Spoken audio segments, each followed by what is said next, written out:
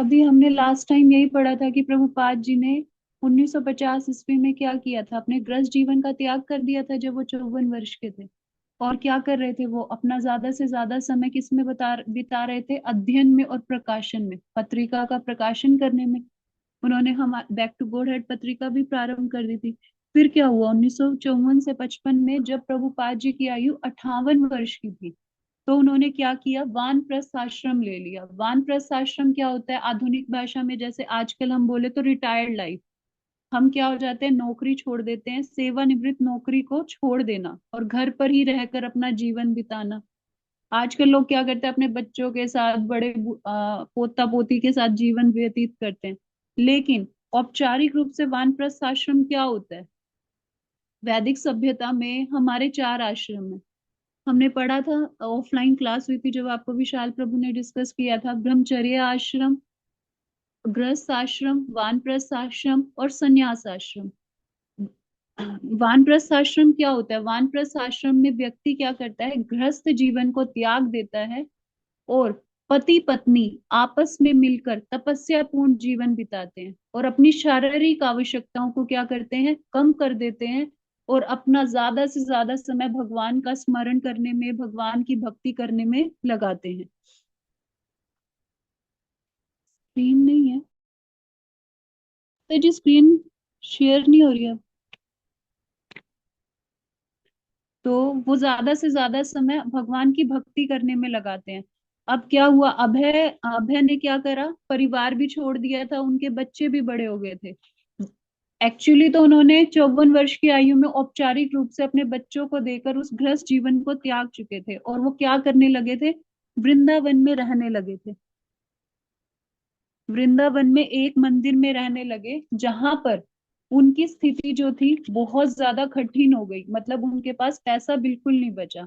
और एक टाइम के लिए क्या हो जाता है, वो बैक टू गॉड हेड पत्रिका का प्रकाशन करने में भी असमर्थ हो जाते हैं। तो वो क्या करते थे, दिल्ली में वो उसका प्रकाशन करने के लिए वो दिल्ली में एक प्रिंटर के पास जाया करते थे। और वो प्रकाशक जो था बहुत काइंड नेचर कह लो कि बहुत अच्छा भला आदमी था। वो प्रभुपाद जी की मदद करता था, प्रभुपाद जी के पास कई बार पैसे नहीं होते थे तो वो बिना पैसों के उनकी हेल्प कर देता था, प्रकाशित कर देता था, प्रकाशन में हेल्प करता था। तो एक बार क्या हुआ, धन बिल्कुल ही समाप्त हो गया। तो प्रभुपाद जी को उस प्रकाशक व्यक्ति ने जिसके पास जाते थे उन्होंने कहा, बड़ी विनम्रता से कहा, प्रभुपाद जी अब ये इतना लंबा नहीं चल पाएगा, मैं भी एक व्यापारी हूँ, मेरी भी फैमिली है, मैं आपकी इतनी सहायता नहीं कर सकता।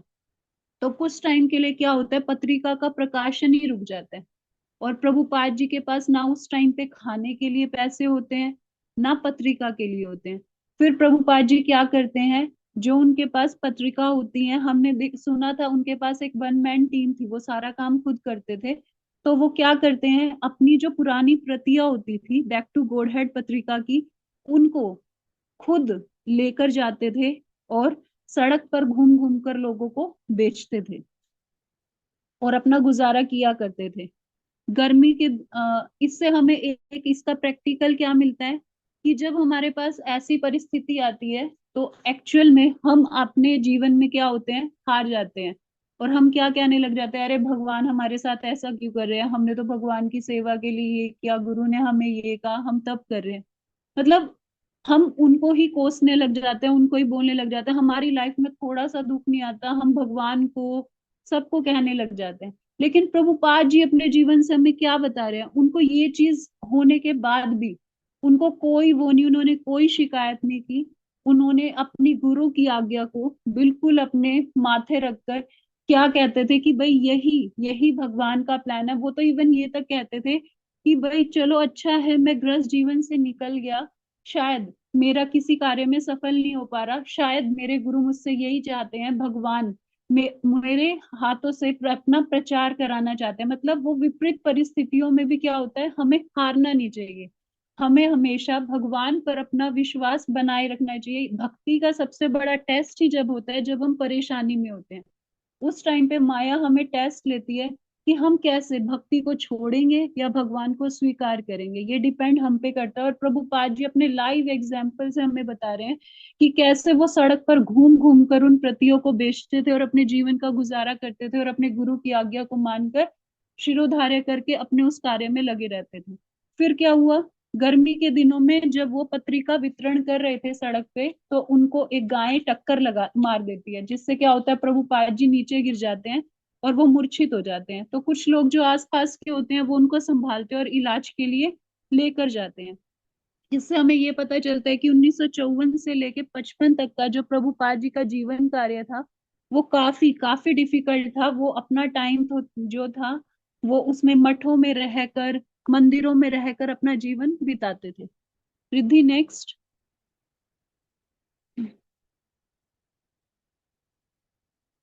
1959 में, 1959 की बात है। 1959 में ऐसे घटनाक्रम होते हैं कि उनको संन्यास लेने के लिए प्रेरित करते हैं। उनके स्वप्न में उनके गुरु महाराज आते हैं।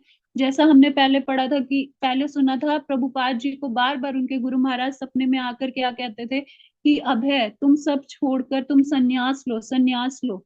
ऐसा पहली बार नहीं था कि ये स्वप्न उन्हें आ रहा था। ये स्वप्न उन्हें पहले भी जब वो ग्रस्त जीवन में थे आता था, लेकिन उस टाइम पे वो क्या होता था, वो घबरा के उठ जाते थे। वो सोचते थे अरे मैं कैसे संन्यास ले सकता हूँ, मेरी पत्नी है, मेरे बच्चे हैं, मैं इनकी रिस्पॉन्सिबिलिटी को कैसे पूरा करूंगा। लेकिन अब उन्होंने वानप्रस्थ आश्रम ले लिया।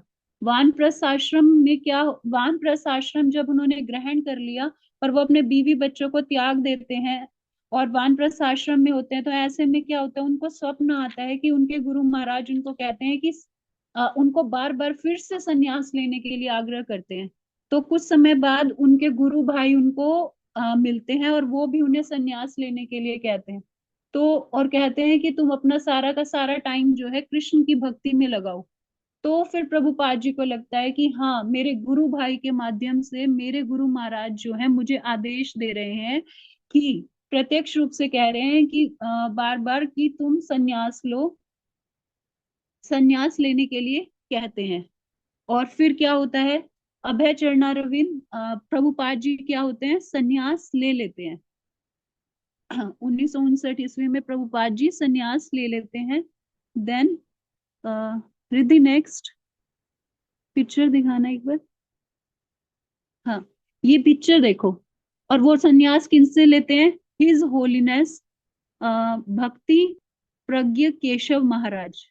ये जो बीच में है ये है भक्ति प्रज्ञ केशव महाराज, प्रभुपाद जी के संन्यास गुरु।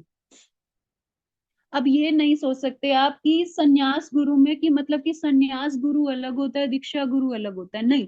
जब हमारी जिनसे दीक्षा हो जाती है, प्रोसेस ये होता है कि वैसे तो हमें लिविंग एंटिटी से जब हमारी पहली दीक्षा होती है, हरि नाम की जो दीक्षा होती है, वो हमेशा हमें लिविंग एंटिटी से लेनी चाहिए, जो हमारे दुखों को ले सके औपचारिक रूप से वैदिक अनुष्ठान के साथ। वो जब हमें माला देते हैं, अगर उस दीक्षा के बाद हमारे गुरु का तिरोभाव हो जाता है, तो हमारे गुरु तो वही रहते हैं, लेकिन जब हमें सेकंड इनिशिएशन लाइक ब्राह्मण दीक्षा मिलनी हो या संन्यास दीक्षा, जैसे प्रभुपाद जी को लेनी थी संन्यास दीक्षा, तो इसमें क्या होता है कि अपने गुरु की, उनके गुरु की फोटो रख के सामने रखी जाती है, अनुष्ठान चलता है, लेकिन जो सन्यासी होते हैं वो ही वहां पर बैठकर उन गुरु का ध्यान करके उनको वो दंड देते हैं।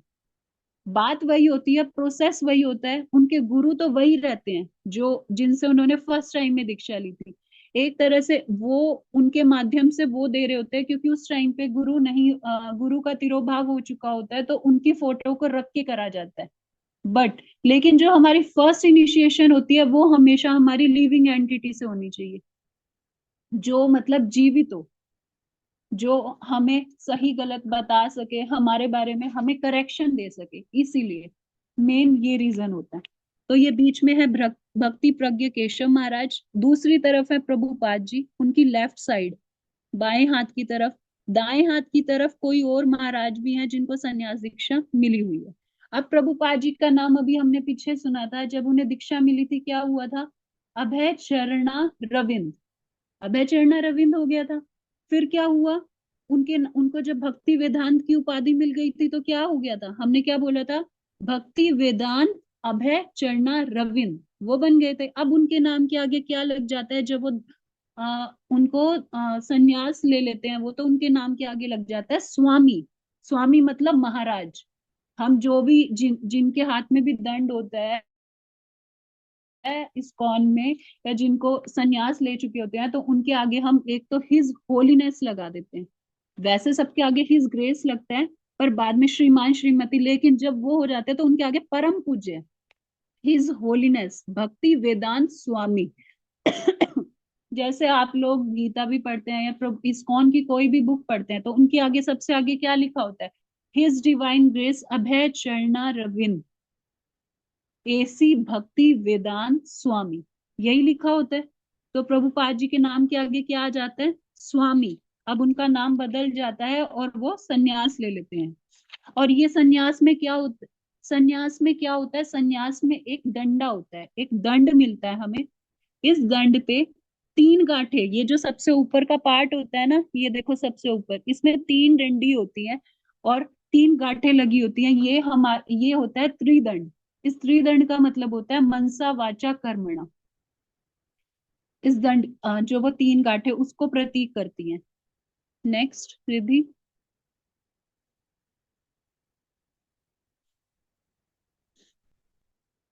1960 ईस्वी में क्या होता है, श्रीला प्रभुपाद को अब संन्यास मिल चुका है, और वो क्या करते हैं, उनको दान मिलना भी शुरू हो जाता है। और भगवान की दया से जब उनको कुछ थोड़ा बहुत दान प्राप्त होता है, तो वो क्या करते हैं, दिल्ली के राधा कृष्ण मंदिर में छिपीवाड़ा में वहां पर निवास करते हैं। वहां पर सबसे बड़ा क्या होता है कि वहां पर कमरों में रहने के लिए उन्हें कोई किराया नहीं देना पड़ता। और ये छिपीवाड़ा मंदिर क्या है, आज भी अगर आप दिल्ली में जाएं, लाल किले के सामने पूछे तो वहां पर मिल जाएगा। लाल किले वहां पर दिल्ली में अभी भी है ये मंदिर, जहां पर प्रभुपाद जी रहते थे। तो प्रभुपाद जी, अब ये मंदिर क्या है, इस्कॉन संस्था ने ले लिया है और ये उन्हीं की देखरेख में चल रहा है।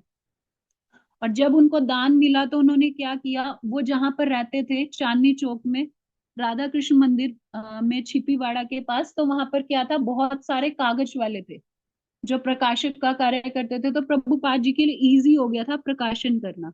अब क्या होता है, जैसे ही वो बैक टू गॉडहेड पत्रिका का प्रकाशन जो होता है फिर से शुरू हो जाता है, और फिर वो प्रभुपाद जी किसी व्यक्ति से मिलते हैं, उनको कोई व्यक्ति मिलता है। और ये ऐसा पहली बार नहीं होता, उन्हें दो तीन बार लोगों ने सलाह दी होती है कि आप ये स्वामी, आप जो ये है पत्रिका का प्रकाशन मत करिए। पत्रिका का क्या होता है, पत्रिका लोग दो तीन एक दो बार पढ़ते हैं, पढ़ने के बाद इसकी जो वैल्यू होती है वो कम होती है। तो आप इस पत्रिका को ना प्रकाशित करके बुक को प्रकाशित करो, पुस्तकों को प्रकाशित करो, क्योंकि लोग जो है पत्रिका को पढ़ के फेंक देते हैं लेकिन बुक्स को काफी टाइम तक अपने पास रखते हैं। तो प्रभुपाद जी को क्या लगता है, हाँ चलो, हाँ उनको ये सलाह भी अच्छी लगती है, और फिर वो मन में यही सोचते हैं, मेरे गुरु महाराज शायद इस व्यक्ति के माध्यम से मुझे यही कहना चाह रहे हैं कि तुम पुस्तकों का प्रकाशन करना शुरू करो, तुम पुस्तकें लिखना शुरू करो। इससे हमें एक चीज क्या पता लगती है कि मतलब हमेशा हमें, मतलब हमें अपने गुरु की आज्ञा को तो मानना ही मानना चाहिए प्रत्यक्ष रूप से, लेकिन मतलब ये नहीं है कि हमें फिर किसी और की बात को मानना ही नहीं है। नहीं, अगर हमें कोई निर्देश दे रहा है और हमें लग रहा है अपनी बुद्धिमत्ता से, अपने दिमाग से विचार करके, हाँ ये चीज सही है और ये भक्ति के अनुकूल है, अगर हम इस चीज को करेंगे तो हमारा भक्ति में एडवांसमेंट होगा, या ये हमारे प्रचार के लिए सही है, तो हमें उस चीज को भी एक्सेप्ट कर लेना चाहिए, चाहे वो व्यक्ति भक्ति में ना भी हो तब भी हम ऐसे व्यक्ति का निर्देश ले सकते हैं। तो प्रभुपाद जी क्या होता है, अपने मैगजीन को तो प्रकाशित करते हैं, ये नहीं होता कि वो मैगजीन को बंद कर देते हैं। वो पत्रिका तो बैक टू गॉडहेड चलती चलती है, उसके साथ श्रीला प्रभुपाद जी क्या करते हैं, छिपीवाड़ा मंदिर में अपना क्या कहते हैं, श्रीमद् भागवत की टीका और अनुवाद कार्य को आरंभ कर देते हैं। और वो क्या करते हैं, वृंदावन में चले जाते हैं। वृंदावन हम गए थे तो आपको याद हो तो वृंदावन में फिर प्रभुपाद जी कहाँ रहते हैं, कोई बताएगा मुझे, कहाँ रहते हैं, कौन से मंदिर में रहते हैं, सबसे ज्यादा टाइम कौन से मंदिर में बिताते हैं, हम दर्शन करने भी गए थे। हरे कृष्णा माता जी। हरे कृष्णा। राधा दामोदर मंदिर। हरि बोल। श्री श्री राधा दामोदर मंदिर में रहते हैं। वहां पर प्रभुपाद जी क्या करते हैं, अपनी श्रीमद् भागवत के फर्स्ट कैंटो को प्रकाशित करते हैं। फर्स्ट कैंटो को भी वो 3 छोटे छोटे खंडों में लिखते हैं, और उसका पहला भाग जो है 1962 ईस्वी में क्या है, प्रभुपाद जी प्रकाशित करते हैं। हरे कृष्ण। हरे कृष्णा किसी माता का जी। किसी का कोई क्वेश्चन?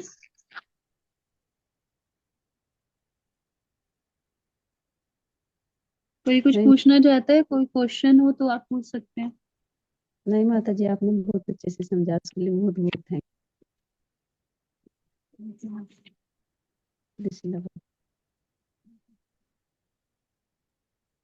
माता जी, ये दीक्षा के बारे हाँ में जी बताया, जैसे कैसे कैसे ये कैसे होता है ये? प्रभु जी, सबसे पहले तो 1 साल तक हमें देखा जाता है कि हम 4 नियम का पालन अच्छे से कर पा रहे हैं, अपनी 16 माला को अच्छे से नियम से कर रहे हैं, नहीं कर रहे हैं। हमें गुरु जब हमें दीक्षा मिलती है तो पहले हमें 1 साल तक चेक किया जाता है, हम उस चीज को अच्छे से कर रहे हैं। फिर हमारा जो होता है, हमें जिनसे लेनी होती है, हम जहां पर भी हैं हम अपने शिक्षा गुरु को बोलते हैं, या शिक्षा गुरु हमें देखते हैं और हमारा नाम आगे रिक्रूट आगे बताते हैं, आगे उन लोगों को बताते हैं। और फिर इंटरव्यू वगैरह होता है, जो भी है पूछा जाता है आप कैसे कर रहे हैं, माला कितने टाइम से कर रहे हैं। फिर गुरु एक्सेप्ट करते हैं। फिर वैदिक अनुष्ठान, वहां पर यज्ञ होता है। यज्ञ में गुरु सामने बैठे होते हैं, सभी देवी देवता सबको साक्षी मान के गुरु क्या करते हैं, आज मैं इसे अपने शिष्य के रूप में स्वीकार करता हूँ। और शिष्य क्या कहता है, मैं इन्हें अपने गुरु के रूप में स्वीकार करता हूँ। गुरु हमें माला देते हैं हरे कृष्ण महामंत्र की। पहली दीक्षा ये होती है।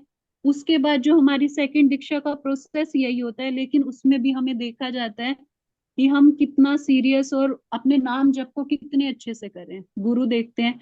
फिर जब उन्हें लगता है तो वो हमें ब्राह्मण दीक्षा देखते हैं। ब्राह्मण दीक्षा में हमें जनेऊ मिलता है, उसमें गायत्री मंत्र जो होता है वो सबसे सबसे मेन दीक्षा होती है। उसके बाद गृहस्थ जीवन का अगर हम त्याग करके वानप्रस्थ लेते हैं, वानप्रस्थ के बाद का जो आश्रम होता है, जब वानप्रस्थ के बाद होता है वो होता है हमारा संन्यास आश्रम। संन्यास आश्रम में अ, हमें देखा जाता है, हमें सारे शास्त्रों का अध्ययन करना होता है। हम भगवत गीता पढ़ते हैं, साथ साथ भागवतम पढ़ना होता है, साथ साथ चैतन्य चरितमृत, हमें सारे शास्त्रों को पढ़ना होता है। और हमें हमारे व्यवहार को प्रॉपर हर तरीके से देखा जाता है। तब संन्यास आश्रम जो होता है सबसे लास्ट होता है, और ये संन्यास आश्रम की दीक्षा सिर्फ और सिर्फ प्रभु जी के लिए होती है। माता जी को कोई संन्यास नहीं दिया जाता।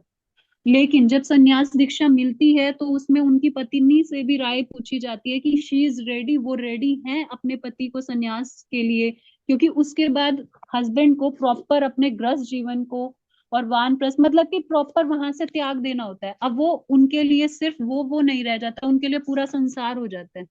वो पूरे संसार के पिता बन जाते हैं, और उनको सबका ध्यान रखना होता है, सब सब जीवात्माओं की उनको तृप्त करने के, उनको भगवान के नाम में लाने के लिए वो इधर उधर प्रचार करते हैं। उनका सिर्फ यही कार्य रह जाता है, उनका कोई घर नहीं रहता। संन्यास आश्रम ये होता है। क्लियर हो गया प्रभु जी? हरे कृष्णा। हमारे अभी हमारे शिक्षा गुरु कौन है? अभी हम कहाँ किन के सानिध्य में चल रहे हैं? ये सब आप कैसे हमें आप बताइए, आप किन के सानिध्य में, आप किन से सीख रहे हैं अभी? आप बताइए। अभी एक्चुअल में आपके शिक्षक, हरे कृष्णा प्रभु जी आपका म्यूट हो गया, आप माइक ऑन करके बोलिए। अभी तो जैसे हम विशाल प्रभु जी से ले रहे हाँ हैं जी तो। हाँ जी जी। जी जी। तो प्रभु जी शिक्षा गुरु हमारे अनेक हो सकते हैं, हाँ एक जी। हाँ जी। शिक्षा गुरु नहीं होते। मतलब अब जैसे विशाल प्रभु है, वैसे हम सब देखें तो हम किनकी गाइडेंस में, वैसे सबसे पहले शिक्षा गुरु हमारे हैं भक्ति वेदांत स्वामी श्रीला प्रभुपाद। हिज ठीक। डिवाइन ग्रेस भक्ति वेदांत स्वामी श्रीला प्रभुपाद है। क्योंकि प्रभु मंदिर में एंटर होते ही हम सबसे पहले प्रणाम किनको करते हैं, प्रभुपाद जी को करते हैं। हाँ जी। हाँ प्रभुपाद जी हमें उसी टाइम एक्सेप्ट कर लेते हैं कि हाँ, मैं इसे अपने शिष्य के रूप में स्वीकार करता हूँ। क्योंकि हम उन्हीं की ही जो वो बुक्स लिखी हैं, ग्रंथ लिखे हैं, प्रभुपाद जी के ही तो पढ़ रहे हैं। हाँ जी। हाँ उन्होंने जी। वही तो हमें ज्ञान दे रहे हैं भगवान से मिलने का। तो एक्चुअल में चाहे कितने लोग आ जाएं, पर ठीक है। शिक्षा गुरु सबसे पहले रहेंगे प्रभुपाद जी। उसके बाद आप जिन जिन से सीख रहे हैं, अभी आप विशाल प्रभु से सीख रहे हैं। ठीक है। लाइक अगर हम यहाँ पर देखें तो पानीपत में या पूरे हरियाणा में हम किन की गाइडेंस में चल रहे हैं? हिज ग्रेस मोहन गौरचंद प्रभु जी, हाँ जी, हाँ जी, हाँ आप जी, जानते हो। हाँ जी। हाँ तो जी। हम उनकी गाइडेंस ठीक। में हैं। वो हमारे ऑटोमेटिकली शिक्षा गुरु हैं। तो ये हो सकता है, शिक्षा गुरु हमारे अनेक हो सकते हैं पर दीक्षा गुरु एक ही होता है प्रभु। दीक्षा गुरु एक अनेक नहीं हो सकते। दीक्षा गुरु सिर्फ एक होता है, वही होते हैं जो वैदिक अनुष्ठानों से हमें भगवान के आगे एक्सेप्ट करते हैं और हमें कहते हैं कि आज के बाद तुम कोई पाप कार्य नहीं करोगे, मैं तुम्हारे साथ सारे पापों का भार अपने ऊपर लेता हूँ। लेकिन हमारा ये कर्तव्य बन जाता है फिर अपने गुरु के प्रति कि हमें उन पापों को कैसे उतारना है। तो हम उन पापों को कैसे उतार सकते हैं? हम भक्ति में जितना सीरियस होके अपने नाम जप को करेंगे, 16 माला का ध्यान पूर्वक जप करेंगे, अपने जो हमें गुरु आज्ञा देते हैं 4 नियम का पालन करना, साथ साथ बुक्स को पढ़ना, प्रचार करना, हम जितने अच्छे से करेंगे हमारे गुरु के ऊपर से हमारा भार जो है, पाप का भार उतरता चला जाएगा। ये रीजन होता है प्रभु जी। आपको क्लियर हो गया प्रभु जी? हाँ जी, हाँ जी। हरे कृष्णा। हाँ जी। हरे ठीक है। कृष्णा। और कुछ हरे पूछना कृष्णा। चाहते हैं? हरे कृष्णा हरे प्रभु हरे जी। कृष्णा। कृष्णा। दंडवत नाम सभी भक्तों को।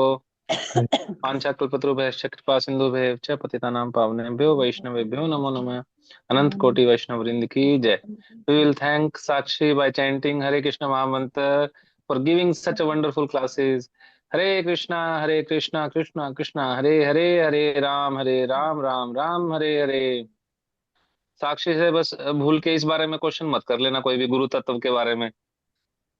वो नहीं नहीं। गुरु के बारे में तो 1 घंटा का 2 घंटा पता नहीं पूरा दिन क्लास दे सकती है आप लोगों को, पूरा बता सकती है गुरु के बारे में तो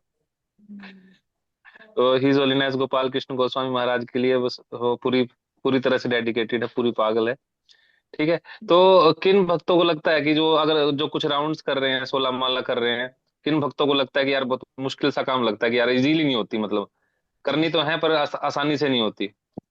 क्या कैमरा ऑन कर सकते हैं अभी 2 मिनट के लिए सभी भक्त? सिर्फ 2 मिनट और लेंगे आपकी। सच्चाई से बताइए किन वक्त किसी को लगता है या सबको बहुत लगता है कि आसानी से हो जाती है माला? जो कोई जितनी भी माला करता है, 8 माला करता है, 4 माला करता है, 10 माला करता है, या फिर डिफिकल्टी आती है, मुश्किल थोड़ा स्ट्रगल रहता है उसमें माला करने में? डिफिकल्टी आती है। और बाकी भक्त आराम से कर लेते हैं, आसानी से हो जाती है, स्ट्रगल मेहनत नहीं, नहीं करनी पड़ती? कभी कभी डिफिकल्टी आती है। तो आप लोगों के लिए प्रभुपाद जी ने क्या टारगेट दिया है? 16 माला का। हाँ ठीक है। जी। और जो उनके गुरु थे भक्ति सिद्धांत सरस्वती ठाकुर, भक्ति सिद्धांत सरस्वती ठाकुर दीक्षा पता कितनी माला करने पे देते थे? जिसको पता है वो नहीं 64 बताएगा। माला। सॉरी। ठीक है, साक्षी ने बता दिया। भक्ति सिद्धांत सरस्वती ठाकुर 64 माला जो डेली जप करता है, डेली 4 दिन में नहीं, जो डेली जप करता था 64 माला तब देते थे। अरे भक्ति सिद्धांत सरस्वती ठाकुर कहते थे जो 64 माला डेली नहीं कर सकता, जो भगवान के लिए 1/3 हिस्सा नहीं निकाल सकता टाइम के लिए, वो इंसान ही नहीं है, उसको मैं दीक्षा नहीं दूंगा। क्योंकि वो फिर पाप कर्म कार्यों में लगा रहेगा और सारा पाप मेरे ऊपर आएगा। अब उनके चक्कर में मैं क्यों अपना जीवन गंवाऊं? भक्ति सिद्धांत सरस्वती ठाकुर 64 माला करने पे देते थे। प्रभुपाद जी ने 64 माला डेली करते थे। और प्रभुपाद जी ने हमें 16 माला का नियम दिया। क्यों?